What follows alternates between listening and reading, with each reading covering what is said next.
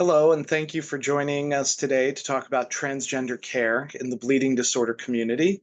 My name is Nathan Cannell. I use he, him pronouns, and I'm a hematologist at the Brigham and Women's Hospital and Harvard Medical School in Boston in the United States. I've been part of the bleeding disorders community as a physician for many years now and have had focus on both von Willebrand disease and hemophilia. And I'm really grateful for this opportunity to share with all of you today about this topic, and grateful to Hemophilia Ontario for inviting me. And it's a little bit of serendipity. I was giving a version of this talk at the World Federation of Hemophilia Congress, and it's really important to see how even though we may be miles apart, we truly live in a global community and can interact and work with each other in collaborative ways to improve care for people living with bleeding disorders all across the globe.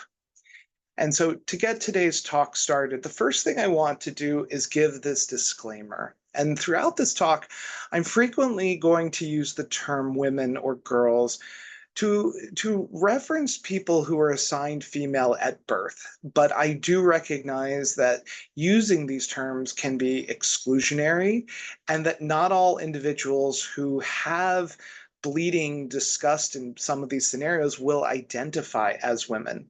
And I am also approaching a talk about transgender care as a cisgender man, and recognize my own biases. And while I'm not speaking from my own experience, I'm speaking as a clinician who takes care of people who are undergoing gender affirming care. And I want to use this as an opportunity for people to think about their own biases when you approach the care of women and girls, or those who've had or had the potential to menstruate. And I really want to start with this by showing that there are so many different facets to the LGBT plus community, and that some of the terminology has evolved over time. For instance, you'll see that there are actually two T's listed up there. One is transgender, and that's going to be the focus of our discussion today. An old term that is no longer used, but you may see in some of the older literature, or people may still use accidentally, is transsexual. But this is really to show you that we exist as a very diverse community of individuals, and that we do our best when everyone is able to bring their complete and whole authentic selves to whatever it is they're doing, whether it be work, social interactions, patient education, and advocacy. I'm going to dive into this a little bit to discuss the general terms of intersectionality. And intersectionality has a couple of different definitions. This is one where it's really thinking about social categorization, so race, class, gender, and how do they interact and overlap with their own discrimination. And this was one of the particular definitions that's used in different studies, but also a different definition. How do they combine, especially in the experiences of marginalized individuals or groups? And the term was coined in 1989 by Kimberly Crenshaw, a civil rights activist and legal scholar. And she had noted, because the intersectional experience is greater than the sum of racism and sexism, any analysis that does not take intersectionality into account cannot sufficiently address the particular manner in which Black women are subordinated. And that was really the first use of the term, and it has been used as a framework and applied to many different things. So I'm going to talk a little bit about how do we have an intersectionality between LGBT plus care, particularly transgender care, and that of the care of those in the bleeding disorders community.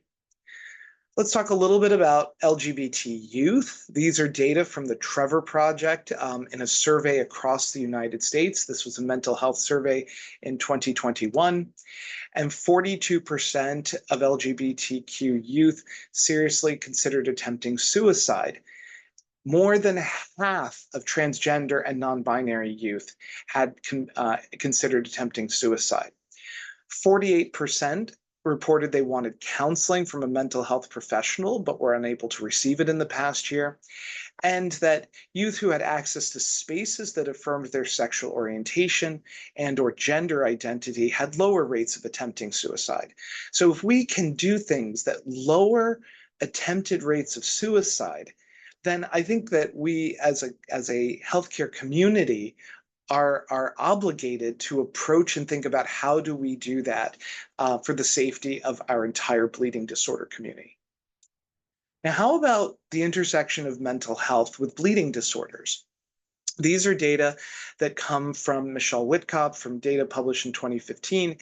40% of young adults noted that they felt less attractive because of their hemophilia, and that there was significant stress, anxiety, depression, and insomnia.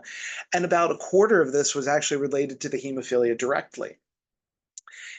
And then subsequent data, these were from Amanda Stahl, who's a social worker in my practice at the Boston Bleeding Disorder Center. 60% of those with severe hemophilia could identify a traumatic incident related to their hemophilia and met criteria for either post-traumatic stress symptoms or post-traumatic stress disorder for a formal diagnosis. So here we have two different groups. We know that LGBT youth, particularly transgender youth, have high rates of mental health concerns, particularly suicide risk. And then you combine this with the independent risks that exist just from having a diagnosis of a bleeding disorder. So how do we intersect these? Well, we have some data for thrombosis, and really just anecdotes for those with bleeding disorders.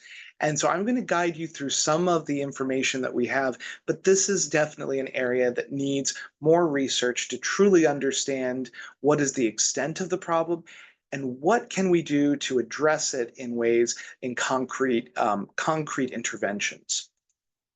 And so first, think about the stigmas, fears, anxieties. Now, disclosing medical conditions in a relationship, for instance.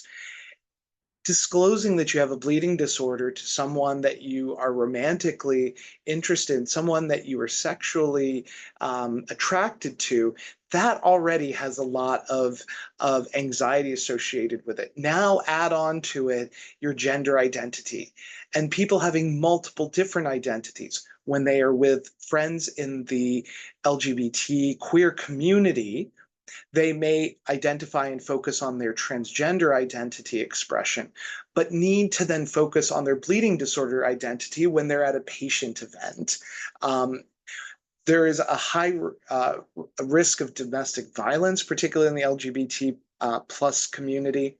There can be perceptions of abuse that intersect with that. Somebody that might have easy bruising, large hematomas that form from an injury, or swollen joints that could be mistaken that they are in an abusive relationship, and what judgment comes with that.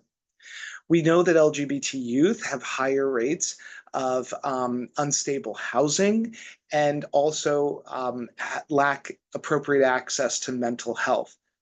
We then also think about adoption and surrogacy. These are things that are considered by people in the bleeding disorder community. And what are the laws around this for individuals in the LGBT community?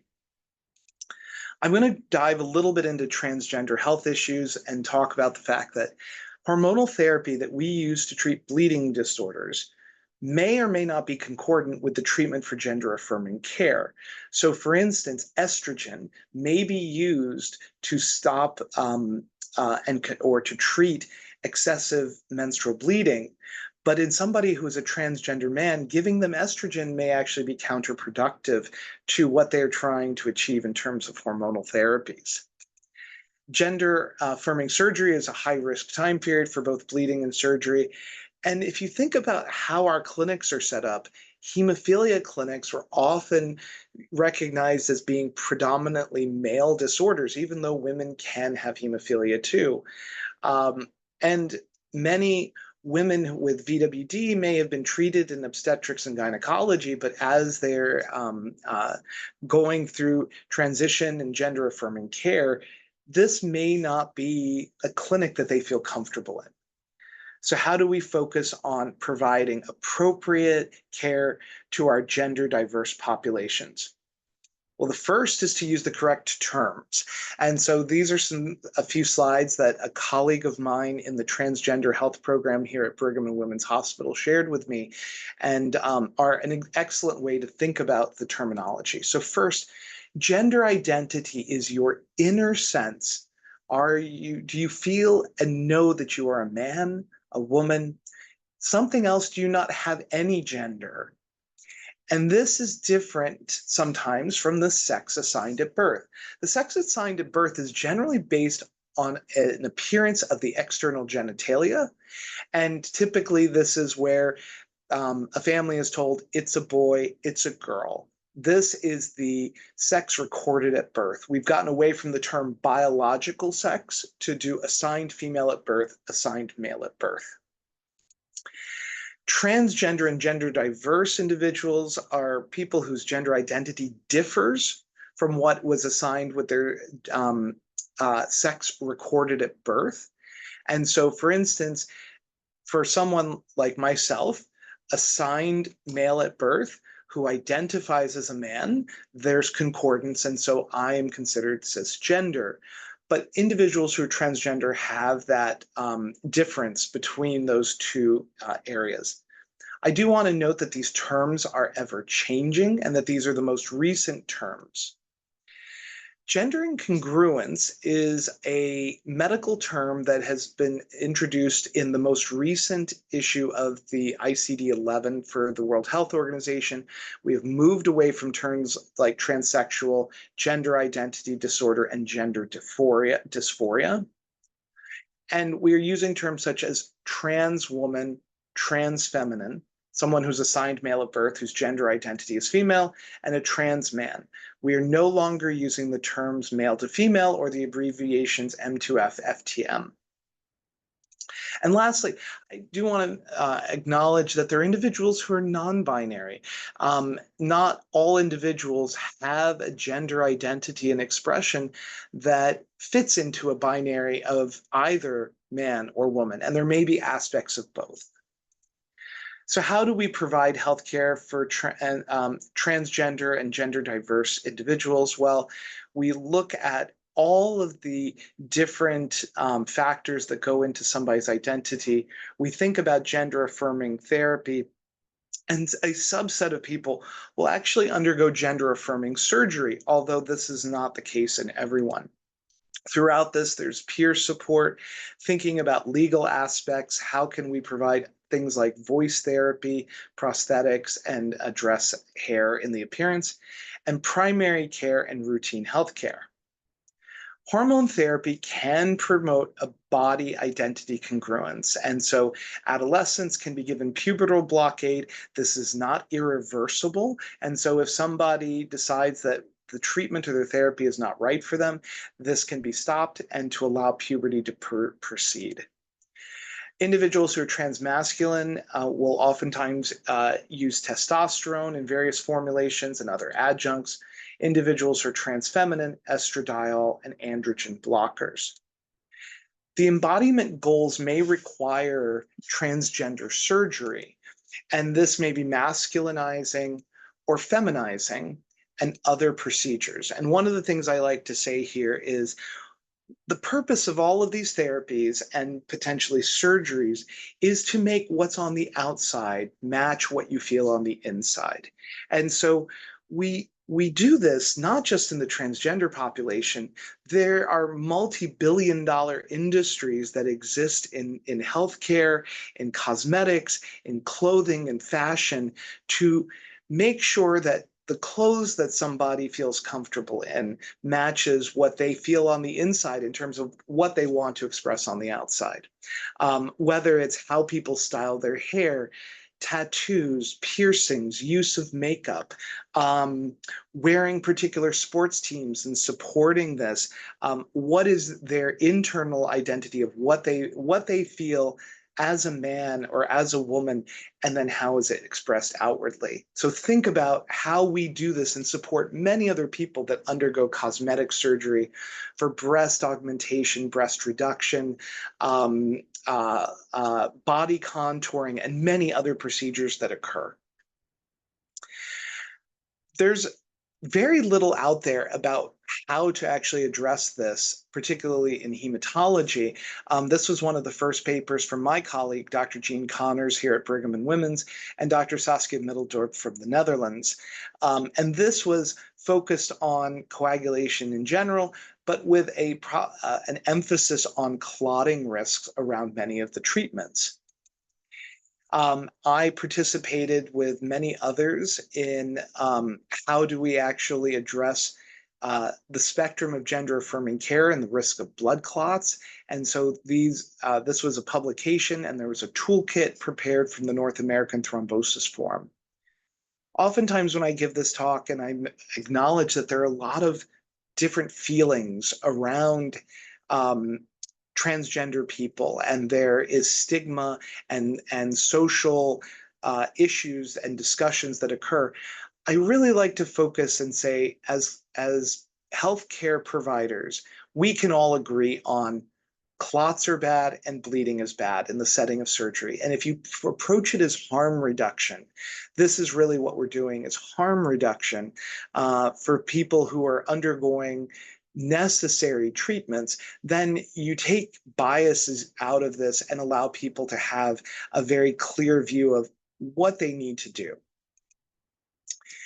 The National Bleeding Disorders Foundation here in the United States convened a State of the Science Summit in 2023 and published quite a bit of this information. I participated, again, with many others, including some transgender individuals, on how do we build a research blueprint for inherited bleeding disorders across several areas, of which diversity, equity, and inclusion was one of them. And here was a little bit of the framework, particularly around the DEI work. So what are the challenges facing our gender non-congruent patients that come to the clinic, or our friends and family as they come to events in the bleeding disorder community? I always like to share this. This is a friend and colleague, Dr. Jack Turbin, who is a child and adolescent psychiatrist at the University of California, San Francisco. And he had posted this when there was a lot of discussion about what the psychiatric literature was using in terms of terminology. And he said the DSM-5 actually had a term, gender dysphoria. Well, by the time we get to the next edition, it's really just going to be society being awful to you because of your gender identity. And a lot of what we see is related to how society treats other individuals. These are data from the Human Rights Campaign focused on the United States, where I live, that there are attacks on gender-affirming care in many states, and either there are limits that are placed or complete bans that have been placed. Fortunately, some of these have been put on hold by the courts or even struck down as being overreaching. However, there are literally hundreds of bills being considered across these states to regulate every aspect of gender-affirming care. Recently, the U.S. National Bleeding Disorders Foundation held a summit on women and girls and those with the potential to menstruate. And this was one section of the white paper that was put out afterwards, that transgender persons with the potential to menstruate often suffer the consequences of health and gender incongruities. And if you look at the data and the estimates, there are probably almost 5,000 trans men with a bleeding disorder that exist just within the United States. And so this is a large population that we need to support on their journey through diagnosis and management of their bleeding disorder. And how do we do that? The first is we create a welcoming environment, train your staff, including frontline staff. I think it's really important for me to say to somebody in a clinic room, I'm here to support you, but I can only control what I do, and I can't know and be everywhere to understand what happened when you called in, what happened when you checked in. I can't fix things that I don't know about. So I need to have an open dialogue and make sure that you understand that if I accidentally misgender you, or a member of my staff accidentally does this, we're not doing it from a malicious place of harm. We're doing this probably just from habit and a little bit of laziness, not thinking about it per se. And so training your frontline staff, understanding that there are gender diverse populations who come through and what the risks are of misgendering them is really important. If you have non-discrimination policies, please display them, make them accessible, have gender neutral bathrooms. I think that there's a lot of controversy around bathrooms, but also remember, you know, gender neutral bathrooms are actually very common in society. Every one of us uses a gender neutral bathroom when we get onto an airplane. There are gender neutral bathrooms that exist throughout as single use, in many facilities as single use. If you have health brochures about transgender care, make sure it's out and visible. Just having stuff visible can be helpful. Think about the forms that you have people fill out. Do you ask gender identity, sex assigned at birth? Do you ask pronouns? If there's an option, get the data into the EMR, try to understand and be an ally. A rainbow lanyard, a rainbow sticker can go a long way to making someone feel comfortable. Speaking of pronouns, this is something that I know that's hard for a lot of people to think about. And it's these words that we use as substitutes for nouns or noun phrases. So instead of always saying Nathan does this or Nathan does that, he does this, he does that. And we know that using the correct pronoun in healthcare settings give both the non-gender, non-binary patients and staff the signal that it's okay to bring all of themselves to the healthcare community. So there's a few examples. He, him, and his are typically those who identify as boys or men, but not limited to those assigned male at birth. Similar, she, her, and hers. They, them, and their. We're often taught that these are plural pronouns referring to a group.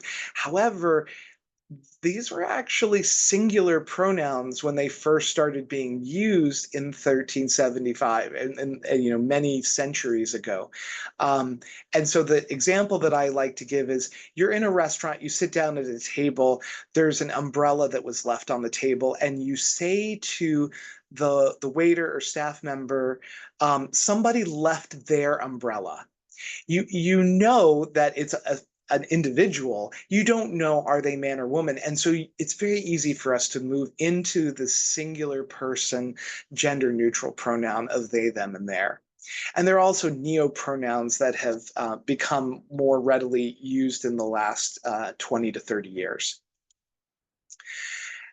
Why is this important? Well, we actually have data. This is one of the few areas of care that we do have data. This was in-depth interviews across Minnesota and Massachusetts here in the United States and British Columbia in Canada. Patients were asked about transgender care, and talking about personal gender pronouns was very helpful. This was a study particularly around nursing practice. And so just having staff use the intake forms to find out what someone's pronouns were and having the staff use their own was very helpful to these individuals. So include questions about personal pronouns on the forms, signature lines, ID badges. As you heard at the beginning, you can make it very easy. I said it when I introduced myself, and I said, my name is Nathan Cannell. I use he, him pronouns, and I am a hematologist. So just always put it into how you introduce yourself. Use correct pronouns. You may need to correct colleagues who are maybe not intentionally misgendering somebody. They may not know. And just gentle correction can be all that's needed. We also have data that about using names and pronouns of transgender youth in the electronic medical record or health record. Most of the youth surveyed in this study reported they would prefer to have both their name and pronouns documented EMR wide. Of course, there's some concerns about confidentiality, but most youth reported that even though these were their preferences, they were often not asked about this outside of a specialty gender center.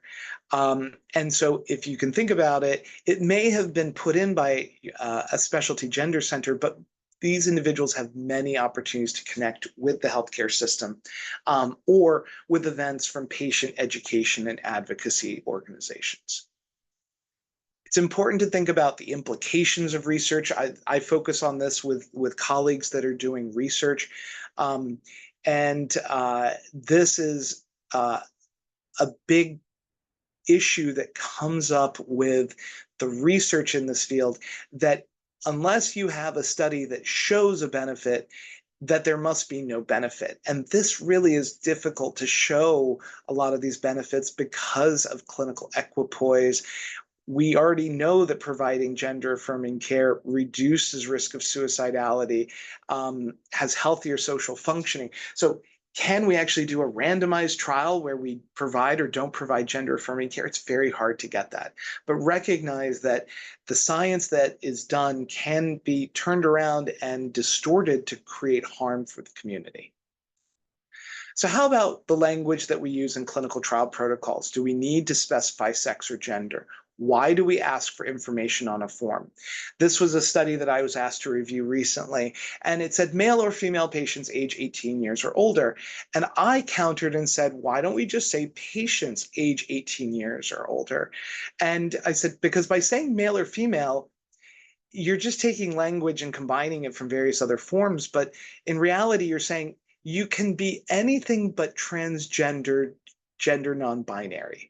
And so they realized that's not what they were intending to do.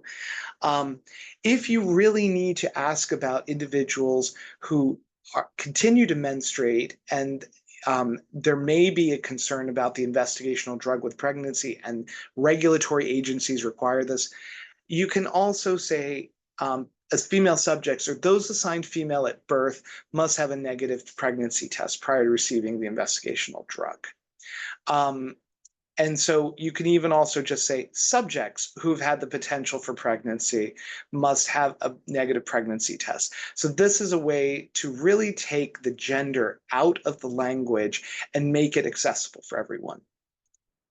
Now, what about for individuals who are transgender or gender diverse and they go into a clinic and they want to understand how safe they are? If you feel comfortable doing so, state your identity directly. Bring a family member, a friend, some other support person that knows you and that you trust to help you navigate, to be there as an advocate and to step in if necessary.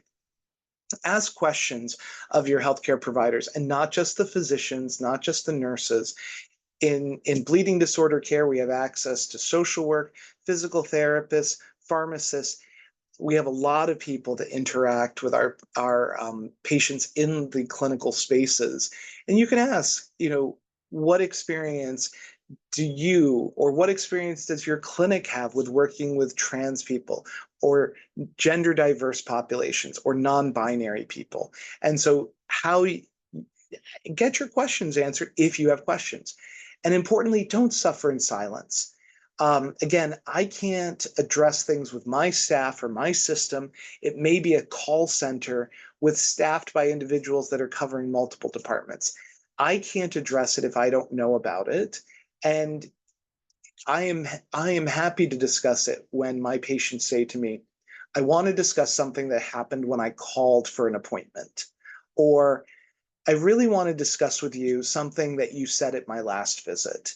And having that open dialogue allows us to build further trust and create a sense of safety so that when we do need to have vulnerable conversations, we can do it from a place of mutual respect.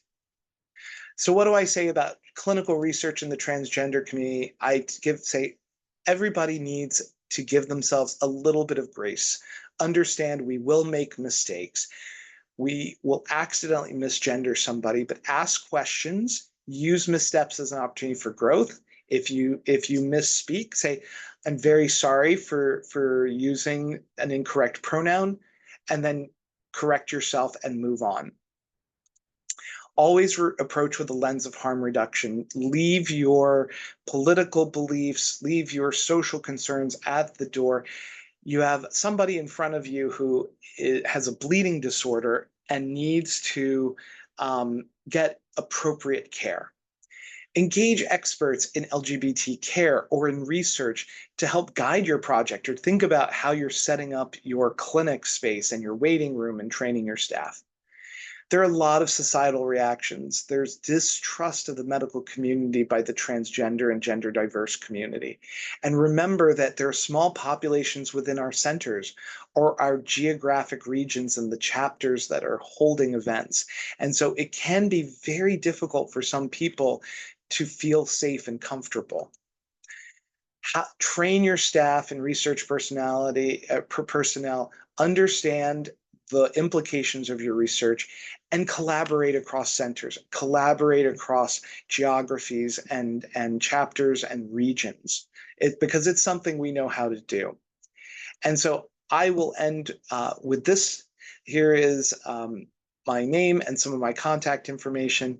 And thank you again for taking the time to talk about this important topic in a way that we can improve the care of our entire community living with bleeding disorders. Thank you.